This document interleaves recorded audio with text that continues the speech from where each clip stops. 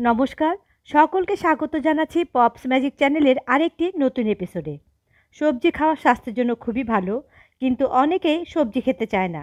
সবজির স্বাদ যেন মুখে রোচে না, কিন্তু সঠিকভাবে রান্না করলে একটি সবজির পদ দিয়েই এক থালা ভাত উঠে যাবে। বাংলার হারিয়ে যাওয়া রেসিপির তালিকায় এমনই একটি সুস্বাদু সবজির পদ চাপড় ঘন্ট। এটি ঠাকুরবাড়ির রান্না বলেও প্রসিদ্ধ। মূলত মটর ডাল বেটে চাপ চাপ করে চাপড়া বানিয়ে সেটা পরে ভেঙে ভেঙে ঘন্টে দিয়ে এটা রান্না করতে হয়, তাই এর নাম চাপড় ঘন্ট। আসুন আজ তার রেসিপি দেখে নেওয়া যাক। রেসিপি ভালো লাগলে লাইক এবং কমেন্ট করবেন, আর আমার চ্যানেলটি সাবস্ক্রাইব করে আমার পাশে থাকবেন। মটর ডাল যেহেতু ভিজতে সময় বেশি লাগে, তাই 100 গ্রাম মটর ডাল আমি আগের দিন রাতে ভালোভাবে ধুয়ে ভিজিয়ে রেখেছিলাম। এতে করে ডালগুলো ফুলে নরম হয়ে গেছে। এখানে কিছু সবজি কেটে নিয়েছি। সব সবজি কিন্তু সরু সরু লম্বা করেই কাটা আছে। আছে কুমড়ো, কুমড়োর খোসাসহ আমি এভাবে লম্বা করে কেটে নিয়েছি। নিয়েছি সজনে ডাঁটা, আলুও লম্বা করে কেটেছি। আছে ঝিঙে, বেগুন, পটল, আর কিছু নিয়েছি উচ্ছেগুলো একই রকম লম্বাভাবে কেটে নিয়েছি। চাইলে এর মধ্যে মিষ্টি আলু দিতে পারেন, বা আপনার পছন্দ মতো আরও কিছু সবজি এর মধ্যে অ্যাড করতে পারেন।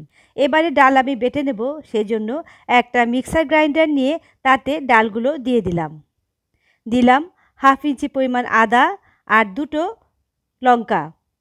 অল্প জল দিয়ে আমি একদম মিহি করে পেস্ট করে নেব। খুব বেশি জল একবারে দেবেন না, কারণ ডাল বাটাটা কিন্তু একটু ঘন হতে হবে। ডাল বাটা হয়ে গেছে। এবারে এর মধ্যে দিয়ে দিচ্ছি আমি স্বাদ মতো নুন, অল্প চিনি আর অল্প হলুদের গুঁড়ো। ভালো করে ডালটাকে এবারে ফেটিয়ে নিতে হবে। এবারে বড়াগুলো ভাজবো, সেই জন্য গ্যাসে একটা ফ্রাই প্যান বসিয়ে তাতে দিয়ে দিলাম বেশ কিছুটা সাদা তেল। আপনারা কিন্তু সর্ষে তেলেও রান্নাটা করতে পারেন। তেল গরম হয়ে গেছে। এখন কিছুটা ডাল বাটা আমি বড়ার আকারে তেলের উপর দিলাম, তারপর চামচের সাহায্যে এভাবে একটু ছড়িয়ে চ্যাপ্টা করে দিচ্ছি। যেহেতু এটা চাপড় ঘন্ট, তাই এরকম চাপ চাপ করে চ্যাপ্টা করে দিতে হবে, বড়ার আকারে গড়লে কিন্তু হবে না। আর এই ডাল বাটা যদি পাতলা হতো তাহলে কিন্তু এরকম চ্যাপ্টা করে গড়া যেত না। মিডিয়াম ফ্লেমে এই চাপড়গুলো এখন আমি ভেজে নেব। নিচের দিকটা হয়ে গেছে, উল্টে দিলাম। খুব বেশি সময় লাগে না কিন্তু এই চাপড়গুলো ভাজতে। উল্টে পাল্টে দুটো সাইডই আমি এরকম লাল করে বেশ মচমচে করে ভেজে নিয়েছি। এবারে এগুলোকে নামিয়ে নিচ্ছি। বড়া ভাজার পর কিছুটা তেল আমি তুলে নিয়েছি, কারণ অতটা তেল রান্নায় লাগবে না। এবারে আমি উচ্ছেগুলো প্রথমে ভেজে নেব। দিয়ে দিলাম স্বাদ মতো হলুদ আর নুন। মিডিয়াম ফ্লেমে রেখে উচ্ছেগুলো ভেজে নেব। ঢাকা দেওয়ার দরকার নেই, তবে চাইলে ঢাকা দিতে পারেন। অনেকে আছেন যারা উচ্ছে বা তেতো পছন্দ করেন না। এভাবে উচ্ছেগুলো যদি আগে একটু কড়া করে ভেজে নেওয়া যায়, তাহলে উচ্ছের তেতো ভাব অত মুখে লাগবে না। উচ্ছে ভাজা হয়ে গেছে, তুলে নিচ্ছি। আর সিজনের এই টাইমে উচ্ছে খাওয়া কিন্তু শরীরের জন্য খুবই দরকার। এবার ওই তেলে দিয়ে দিলাম একটা তেজপাতা, শুকনো লঙ্কা একটা, আর অল্প পাঁচফোড়ন। কয়েক সেকেন্ড এগুলোকে ভেজে নেব। হালকা মিষ্টি একটা গন্ধ বেরিয়েছে। এবারে বেগুন ছাড়া কেটে রাখা সব সবজি আমি দিয়ে দিলাম। বেগুন যেহেতু আগে দিলে তাড়াতাড়ি গলে যাবে, তাই বেগুনটা আমি একটু পরে দেব।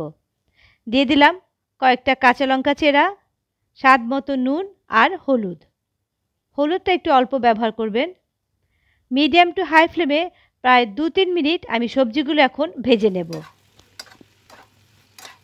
দেখুন, নাড়তে নাড়তে সবজি থেকে অলরেডি কিছুটা জল বেরিয়েছে। এখন কেটে রাখা বেগুনগুলো দিয়ে দিলাম। বেগুন দেবার পর আরও 1 মিনিট বেগুনটাকেও আমি ভেজে নেব। এখন গ্যাসের ফ্লেম লো করে ঢাকা দিয়ে সবজিগুলো কিছুটা নরম করে রান্না করে নিচ্ছি। 6-7 মিনিট পর ঢাকনাটা তুলে নিলাম। সবজিগুলো এখন প্রায় 80% মতো কিন্তু নরম হয়ে গেছে। এখন ভেজে রাখা উচ্ছেগুলো দিয়ে দেব।